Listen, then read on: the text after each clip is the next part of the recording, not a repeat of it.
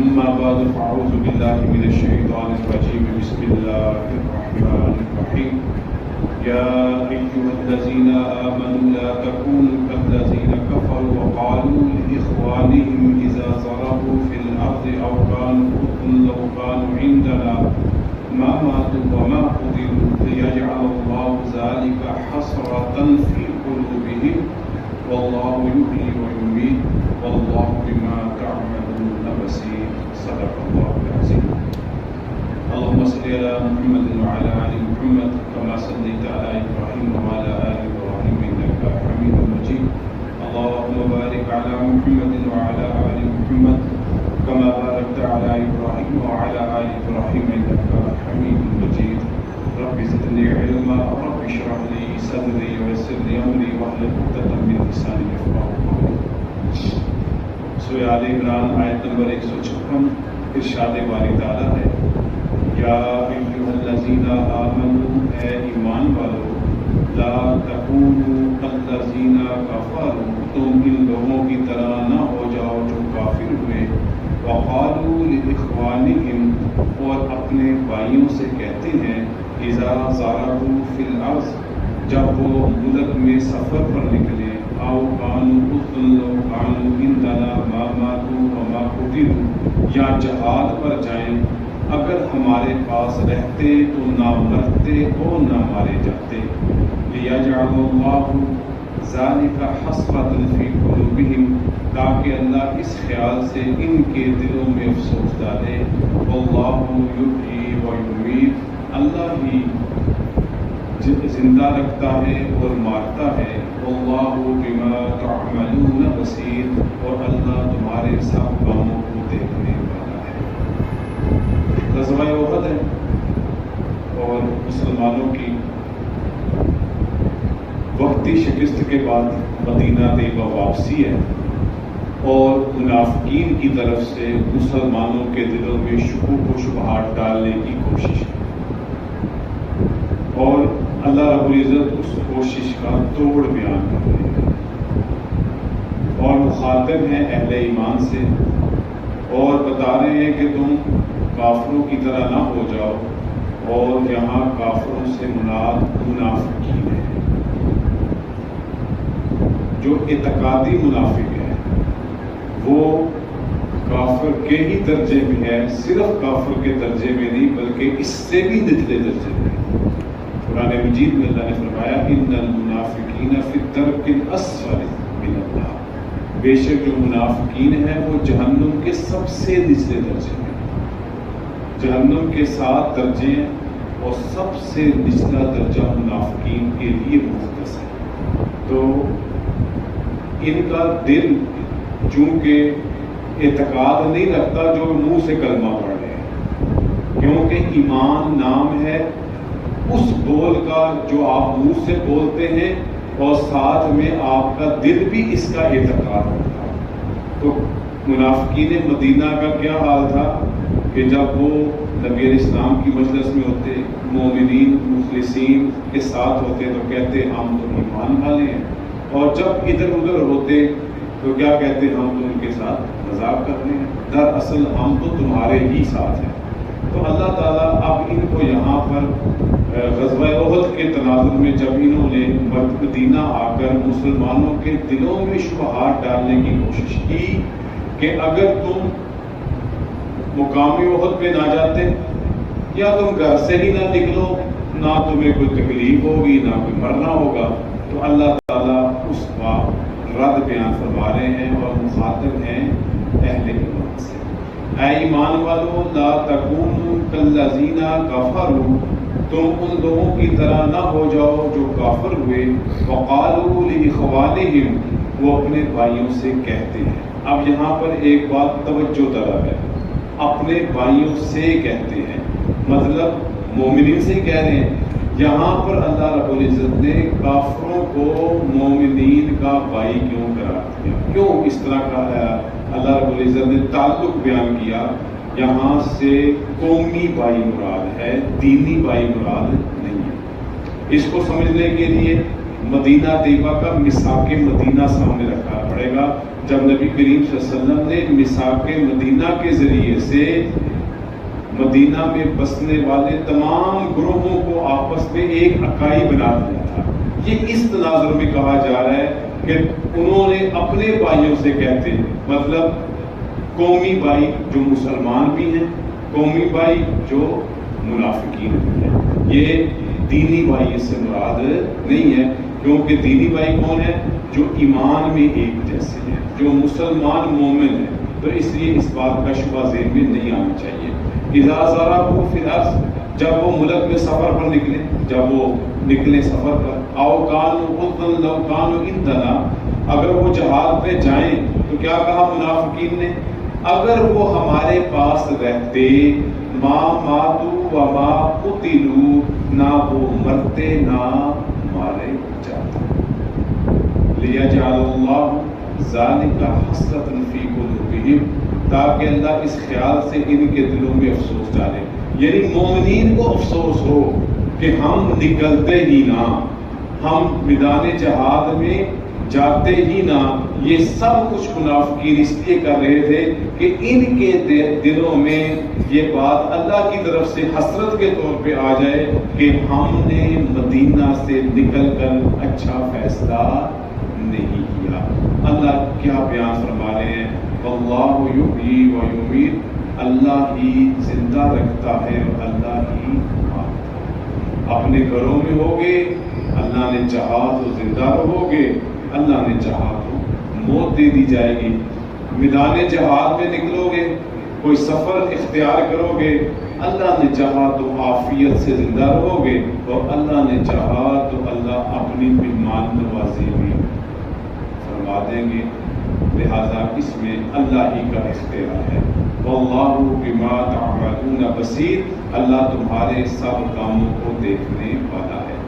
وَلَئِن قُتِلْتُمْ فِي سَبِيلِ اللَّهِ، اگر تم اللہ کی راہ میں مارے گے یا مر گئے، او متم یا مر گئے یا اللہ کے راستے میں مارے گئے، لَمَغْفِرَةٌ مِّنَ اللَّهِ وَرَحْمَةٌ، تو اللہ کی بخشش اور اس کی مہربانی اس خیر مما یجمعون، اس چیز سے بہتر ہے جو وہ جمع کرتے ہیں۔ مطلب منافقین جو اپنے لیے دنیا کا متاع اور دنیا کا سامان جمع کرتے ہیں، اس سے اللہ کے حضور حاضر ہو جانا مومنین کے لیے زیادہ فائدے مند ہے۔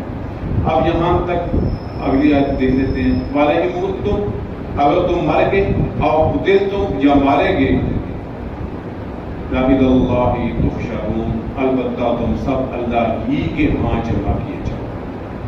ایک بڑے عالم ہیں عبد الماجد دریا آبادی رحمہ اللہ تعالیٰ، پہلے دہریے تھے، بالکل بھی دین کو نہیں مانتے تھے۔ اللہ تعالیٰ نے حضرت تھانوی کے ساتھ تعلق بنایا اور پھر ایسے پکے مسلمان ہو گئے، ہر طرح کے شبہات نہ صرف دور ہوئے بلکہ دہریوں کے خلاف ایک پورے محاذ پہ کھڑے ہو گئے۔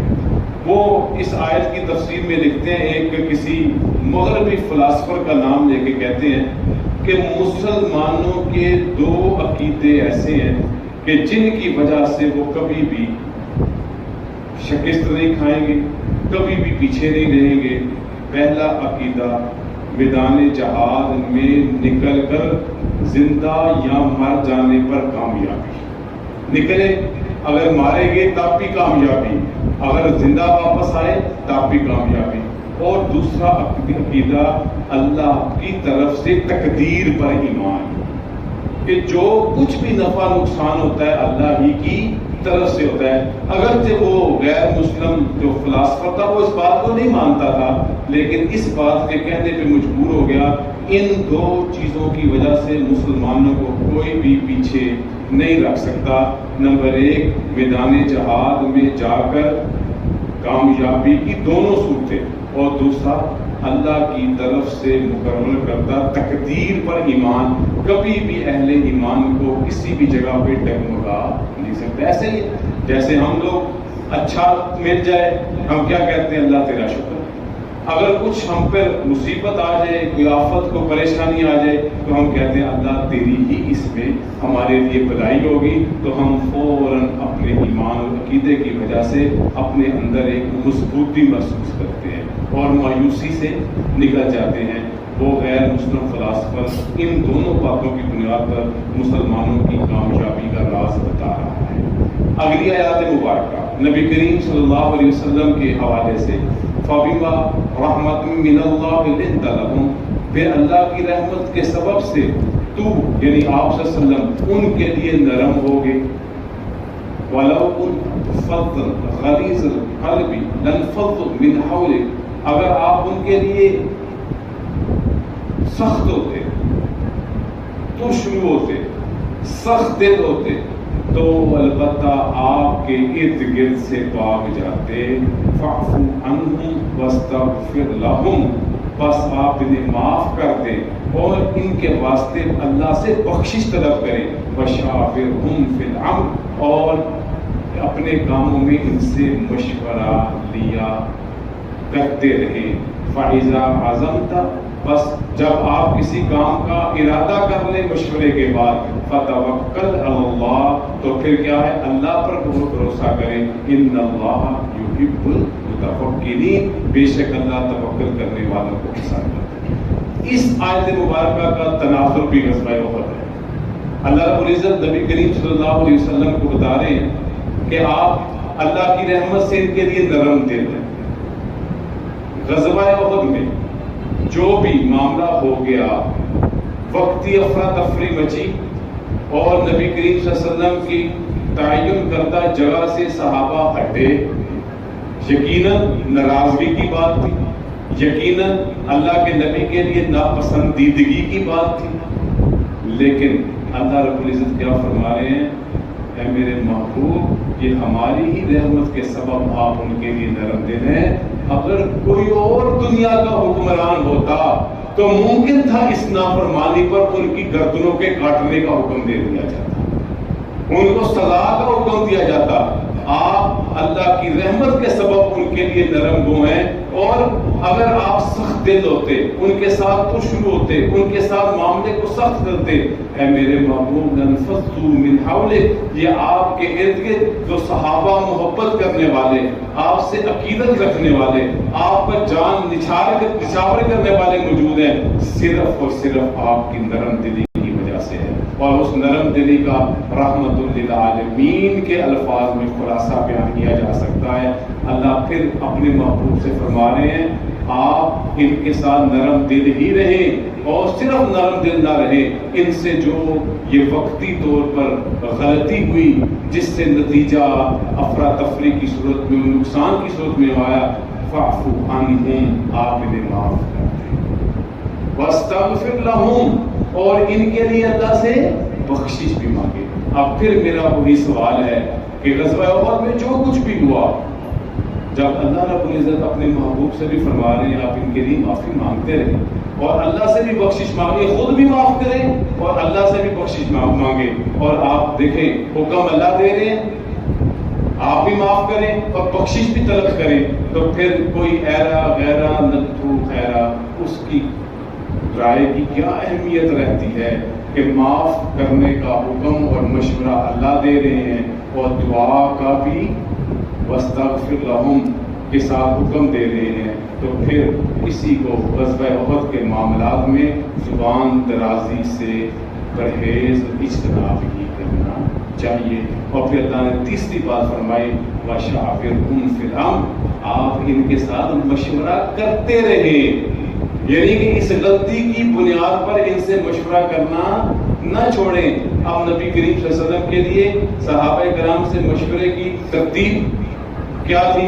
جب تک اللہ کی طرف سے کوئی حکم وحی نہ ہوتی تو مشورے کا اختیار، آپ مشورہ کریں، اور جب وحی آ گئی ہے تو مشورے کا اختیار نہ صرف آپ کے لیے مشورے کا اختیار ختم ہوا، بلکہ نبی کریم صلی اللہ علیہ وسلم کی اپنی رائے بھی ختم ہو گئی، کیونکہ اب اللہ کی طرف سے وحی اور اللہ کا حکم آ گیا۔ اور پھر اللہ فرما رہے ہیں، جب آپ ایک کام کا مشورہ کر کے ایک کام کا ارادہ کر لیں، فَإِذَا عَزَمْتَ، جب آپ اس کام کا ارادہ کر لیں تو پھر اللہ پر بھروسہ کریں، کیونکہ مشورے میں اللہ خیر ہی رکھتے ہیں۔ ان اللہ یحب المتوکلین، بے شک اللہ تعالیٰ توکل کرنے والوں کو پسند کرتا ہے۔